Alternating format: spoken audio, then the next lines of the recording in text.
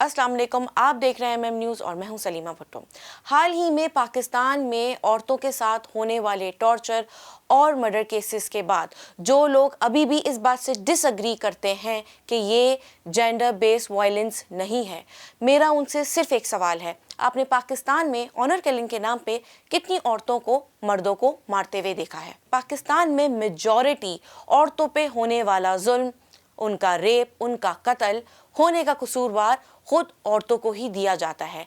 ये बिल्कुल ऐसी मिसाल है कि जिंदा बॉडी लेके घर से निकलोगे तो कत्ल तो होगा ही। कुछ ऐसा ही होता है हमारे माशरे में औरतों के साथ, और नूर मुकद्दम के केस के बाद ये बिल्कुल साबित हुआ है कि पाकिस्तान औरतों के लिए एक सेफ कंट्री नहीं है और इसको मानने में कोई शर्म की बात नहीं है। पाकिस्तान में वायलेंस जेंडर बेस्ड होता है, ये बात बिल्कुल गलत नहीं है। पंजाब के किसी इलाके में एक चाचा अपनी भतीजी को कपड़े इस्त्री ना करने पे मार देता है तो इसको कहा गया था कि ये तो जहालत है। लेकिन आप मुझे एक बात बताइए, नूर मुकद्दम केस के अंदर ना नूर जाहिल थी, ना उसको मारने वाला जाहिर जाहिल था, फिर भी कत्ल हुआ। अनफॉर्चुनेटली इस कत्ल केस के अंदर भी ब्लेम द विक्टिम पॉलिसी सबसे आगे रही कि नूर को इस तरह के रिलेशनशिप में रहना ही नहीं चाहिए था। नूर की गलती थी, अकेले घर से क्यों निकली, नूर की गलती थी, उस लड़के से इस तरह के ताल्लुकात ही क्यों रखे थे, नूर की गलती थी, उसको कभी लड़के से दोस्ती ही नहीं करनी चाहिए थी। ठीक है, तो मेरा आपसे एक और सवाल है कि कुरुतुलैन हैदराबाद में 4 बच्चों की अम्मा जो कि मर गई 4 घंटे टॉर्चर सहने के बाद, और उसको मारने वाला कोई नहीं था, उसका खुद का शौहर था, वो क्या करती?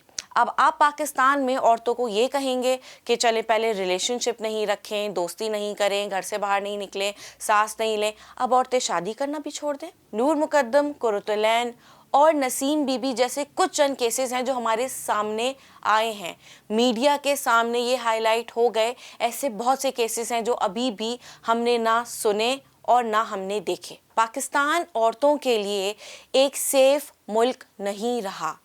इस बात को मानने में आपका पेट्रियोटिज्म बिल्कुल कम नहीं होगा, लेकिन इन चीज़ों को आइडेंटिफाई करने की बजाय सोशल मीडिया पे अलग ही ट्रेंड चलने लगे, yes all man, not all man, और इन ट्रेंड्स के नीचे इस तरह के इंकशाफ थे कि दिमाग काम करना छोड़ दे। The real man are those who protect and save women.